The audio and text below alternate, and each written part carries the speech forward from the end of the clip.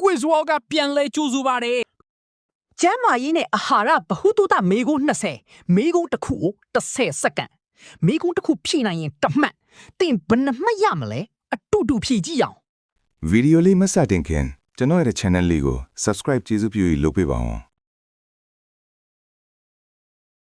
မေကွန်တစ်မေကွန်အောက်ပါတို့မှမြည်သည့်အရာသည်ကျမ်းမာရေးအတွက်အကောင်းဆုံးသောအစီဓာတ်ဖြစ်သည်။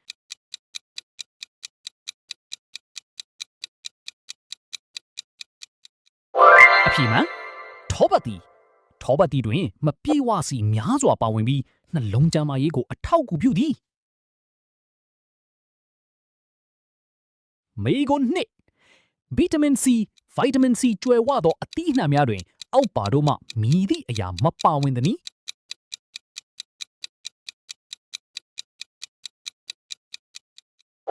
အဖြစ်မှန်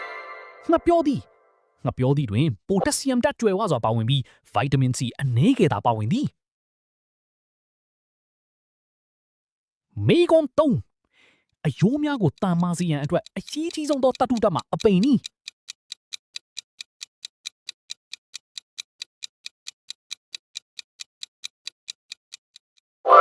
အဖြစ်မှာကယ်လ်ဆီယမ်သည်အယိုးနှင့်သွားများရဲ့အဓိကအစိတ်ပိုင်းဖြစ်ပြီးနှုတ်ထွက်ပစ္စည်းများတွင်ကျွယ်ဝစွာပါဝင်သည်မေကွန်4နှလုံးကျန်းမာရေးအတွက်အထောက်အကူပြုသောအစားအစာအမျိုးအစားမှာအပိန်နီ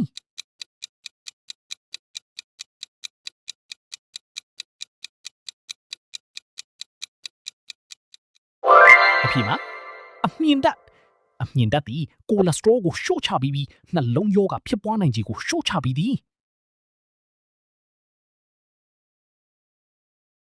မေကွန်5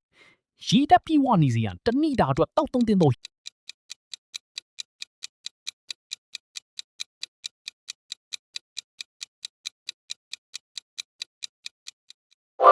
ီယမာ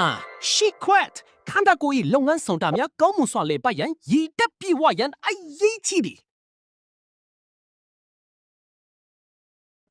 မေကွန်6မေကွန်ပရိုတင်းဓာတ်ကျွယ်ဝသောစားစာများတွင်အောက်ပါတို့မှာမြည်သည့်အရာမပါဝင်သည်။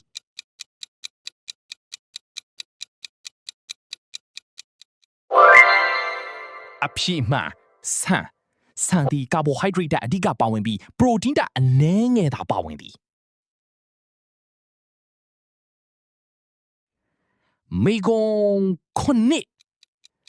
မေကွန်ဦးနှောက်ကျန်းမာရေးအတွက်အရေးကြီးသော Omega 3 fatty acid ကိုအောက်ပါတို့မှာမြည်သည့်အရာတွင်အများဆုံးတွေ့ရသည်။အဖြစ်မှန်ငါးကြီးစီ Omega 3သည်ဦးနှောက်ဖွံ့ဖြိုးမှုနဲ့မှတ်ဉာဏ်အတွက်အရေးကြီးသည်မေကွန်သွေးတွင်းတကြားဓာတ်ကိုထိန်းညှိပေးရာတွင်အထောက်အကူပြုသောအာဟာရဓာတ်မှအပင်သည်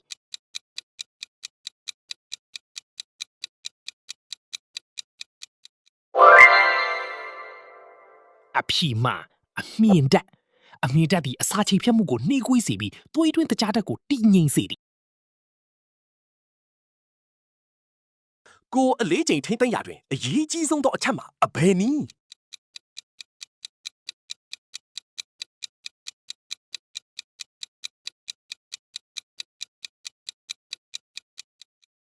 ကယ်လိုရီကိုအလေးချိန်လျှော့ထားရန်အတွက်စားသုံးသောကယ်လိုရီပမာဏထက်ပိုမိုလောင်ကျွမ်းရန်လိုအပ်သည်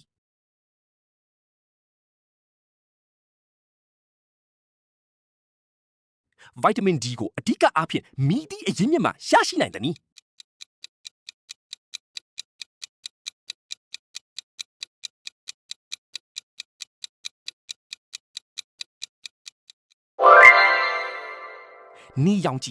နီရောင်ကြီးသည်ခန္ဓာကိုယ်မှဗိုက်တာမင် D ထုတ်လုပ်ရန်အကောင်းဆုံးနည်းလမ်းဖြစ်သည်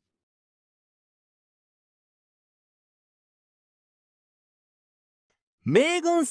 7မေကွန်ဟာသွေးအားနည်းခြင်းကိုကာကွယ်ရန်အတွက်အရေးကြီးသောတတုဓာတ်မှာအဘယ်နည်း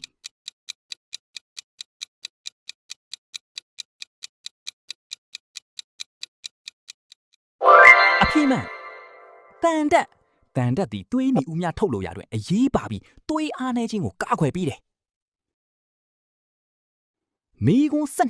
7မေကွန်ဟာ အောက်ပါတို့မှာမြည်သည့်အရာသည်ကောင်းမွန်သောအိပ်စက်ခြင်းအတွက်အထောက်အကူမပြုသနည်း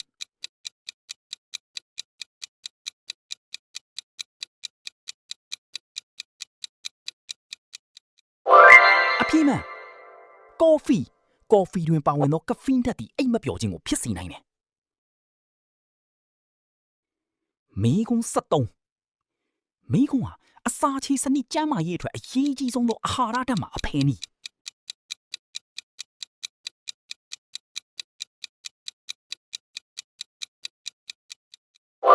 အပြည့်မှန်အမြင့်ဓာတ်သည်အစာချေဖြတ်မှုကိုကူညီပေးပြီးဝိုင်းချိုခြင်းကိုကာကွယ်ပေးတယ်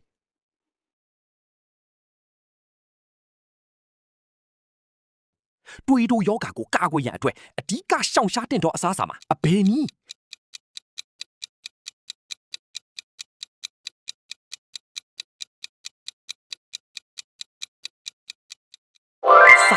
စားတတ်အလွန်ကျွံစားထုတ်ခြင်းသည်တွေးတိုယောဂါကိုဖြစ်စေနိုင်သည်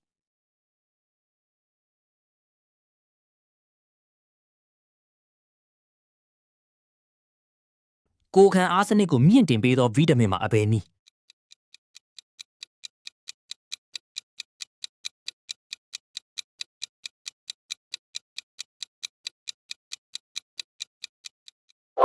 အဖြေမှန်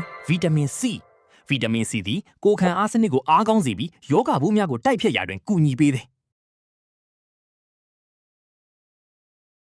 မေဂွန်ဆက်ချောက်မေဂွန်တွားနဲ့ခံတွင်ကျန်းမာရေးအတွက်အရေးကြီးဆုံးသောသတ္တုဓာတ်မှာအဘယ်နည်း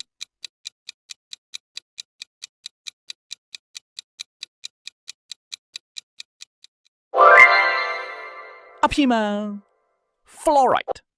fluoride ဒီတွားများကိုခိုင်မာစေပြီးတွားပိုးစားခြင်းမှာကာကွယ်ပေးတယ်မေဂွန်စိတ်ဖိစီးမှုကိုရှော့ချရန်အတွက်အောက်ပါတို့မှမိတိအရာကအထောက်အကူပြုသည်နီ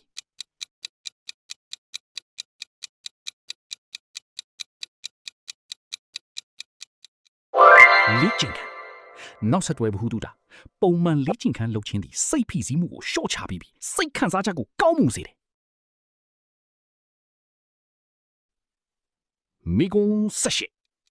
မေဂွန်အောက်ပါတို့မှာမိတိအရာที่ကျမ်းမာရေးနဲ့ညီညွတ်တော့မနှက်စာမဟုတ်တည်း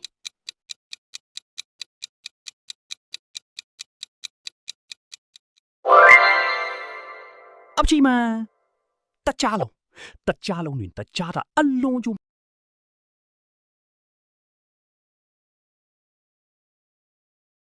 အမြင်အာရုံကောင်းမွန်စေရန်အတွက်အရေးကြီးသောဗီတာမင်မှာအဘယ်နည်း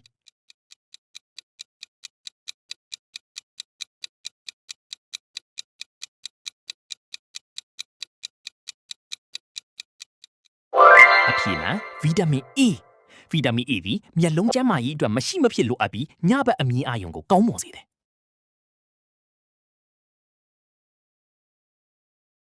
ကင်ဆာယောဂဖြစ်ပွားနိုင်ခြေကိုရှော့ချရန်အတွက်အောက်ပါတို့မှာမြည်သည့်အရာကအထောက်အကူပြုသည်